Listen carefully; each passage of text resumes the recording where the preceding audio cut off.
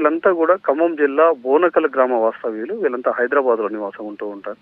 అయితే అందులో ఒక పాపకు తలనీలాలు తీయడానికి విజయవాడ ఒక చర్చికి బయలుదేరారు. ఈ ఘటనలో కోదాడ దగ్గరికి వెళ్ళేసరికి అక్కడ ఆగి ఉన్న లారీ బ్రేక్ డౌన్ అయింది. ఆ లారీ పక్కకి రోడ్డు పక్కకు ఆపి వెళ్ళడంతో ఒక్కసారిగా దానికి ఢీకొట్టడంతో అక్కడికక్కడే 6 మృతి చెందారు. అయితే ఆ 2 రోజుల క్రితమే ఆగి ఉన్న లారీని ఢీకొట్టి ఒక అసిస్టెంట్ ప్రొఫెసర్ కుటుంబం ఇద్దరు భార్యాభర్తలు కూడా చనిపోయారు. ఆ ఘటన మరవక ముందే మరో పెద్ద ప్రమాదం అని చెప్పుకోవచ్చు.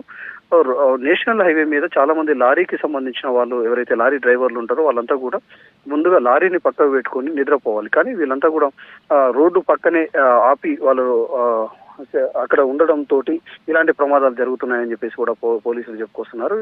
గతంలో కూడా చాలా సార్లు అక్కడ ఎవరైతే రోడ్లపై వాహనాలు ఆపుతారో వాళ్లకు స్పెషల్ క్లాసులు చెప్పారు. అదేవిధంగా వాళ్లకు సీరియస్ గా వార్నింగ్ ఇచ్చారు. అయినప్పటికీ కూడా వాళ్ళలో మార్పు లేదు. ఈ ప్రమాదానికి కారణం లారీ